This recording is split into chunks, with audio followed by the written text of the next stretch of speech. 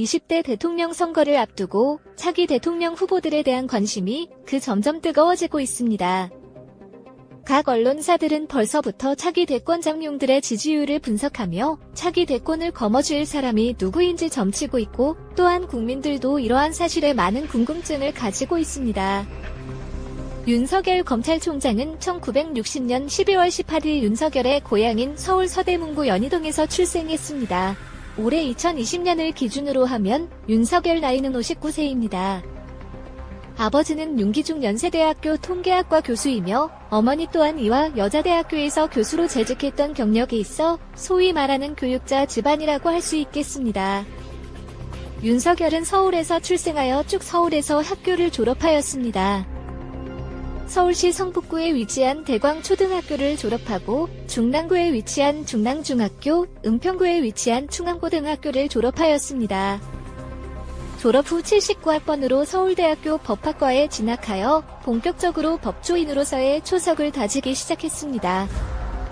서울대 법대 재학 시절 유명한 일화는 당시 교내에서 벌어진 5.18 민주화 운동의 무력 진압과 관련한 전두환 전 대통령에 대한 모의 재판입니다. 당시 검사 역을 맡은 윤석열은 전두환에게 사형을 구형하였습니다. 이 일로 한동안 윤석열은 강원도로 피신한 일이 있었습니다. 윤석열은 1979년 서울대학교 법대를 입학한 이후 1980년과 1981년 두 번에 걸쳐 신검을 연기했습니다. 이후 받은 신검에서 부동시, 흔히 짝눈이라고 하는 부동시는 두 눈의 굴절이 달라 시력이 현저히 차이가 나는 상태로 병역 면제 판정을 받았습니다. 이 같은 이유로 윤석열 검찰총장은 청문회에서 공격을 받은 바 있으나 이로 인해 운전면허도 따지 못했다는 입장으로 청문회를 통과한 바 있습니다. 1979년 서울대 법대를 입학하여 군대까지 면제를 받았지만 사법시험은 1991년에 합격했습니다. 무려 구수라는 불명예를 가지고 있습니다. 대학교 4학년 재학 중에 사법고시 1차에 합격하였지만 2차에서 낙방한 뒤 6년 동안 재수를 했으며 결국 구수만의 사법시험에 합격하여 사법연수원 23기를 수료했습니다. 평검사 시절 대구지방검찰청을 시작으로 춘천지방검찰청과 수원지방검찰청을 거쳐 1999년 서울중앙지방검찰청에서 근무를 시작했습니다. 평검사 시절부터 정부에 대해 칼을 들었던 일선 검사로서 김대중 정부 시절 경찰실세 박희원 치안감 수사를 비롯하여 노무현 정부 시절 안희정 전 지사, 강금원 후원자 등을 구속 수사한 경력이 있습니다. 현대자동차 정몽구 회장을 구속하기도 했던 그는 일시적으로 검찰직에서 물러나 법무법인 태평양에서 변호사로 활동하기도 했으나 이내 다시 검찰의 경력직으로 복귀하는 해프닝도 있었습니다. 이후 이명박 정부에서는 BBK 특검에 참여하기도 하고 박근혜 정부에서는 원세훈 국정원장의 불리한 증거를 제출하는 모습을 보이기도 했습니다. 한 번도 정부의 친화적인 모습을 보이지 않은 일관성이 있다고 하겠습니다.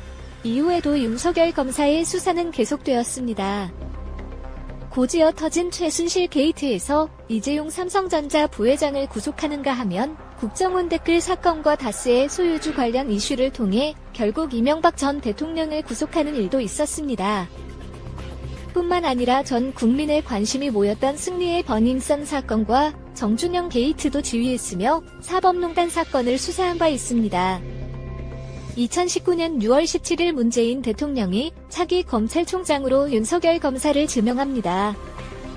당시 기수로는 19기가 순서였지만 23기인 윤석열이 지명되면서 검찰 내부적으로 암묵적으로 약속되어 있는 상위 기수 사퇴가 이어지기도 했으며 지금은 상상하기 어렵지만 미래통합당의 강력한 반발이 이어졌습니다.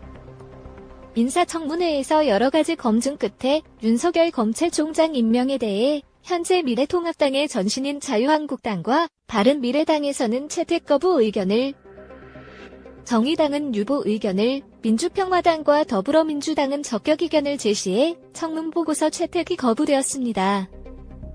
하지만 문재인 대통령이 윤석열 검찰총장 후보자 임명안을 제거하며 윤석열은 고검장을 거치지 않은 최초의 검찰총장이 되었습니다.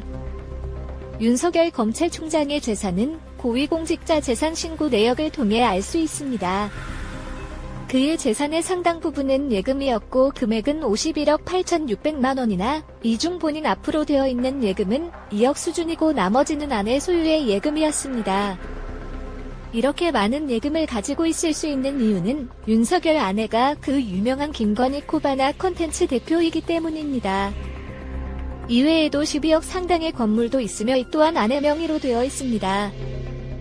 이후 윤석열 검찰총장은 조국과 그의 딸 조민 그리고 정경심 교수와 관련된 수사에 있어서 정부를 의식하지 않고 법조인으로서 수사를 지휘하는 모습을 보여줬으며 오거돈 전 부산시장의 성추문과 관련한 수사를 정부의 눈치를 보지 않고 진행하는 등의 모습을 보이며 현 정부와 대립각을 세웠습니다.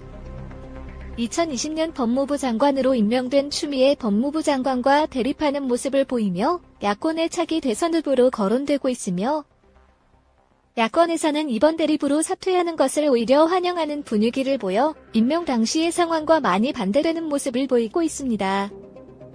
이미 많은 국민에게 지지를 받는 인물로 윤석열 검찰총장의 행보는 연일 언론에 나오고 있습니다. 앞으로는 어떤 행보를 보일지 20대 대선에서는 또 어떤 영향을 줄지 지켜봐야 하겠습니다.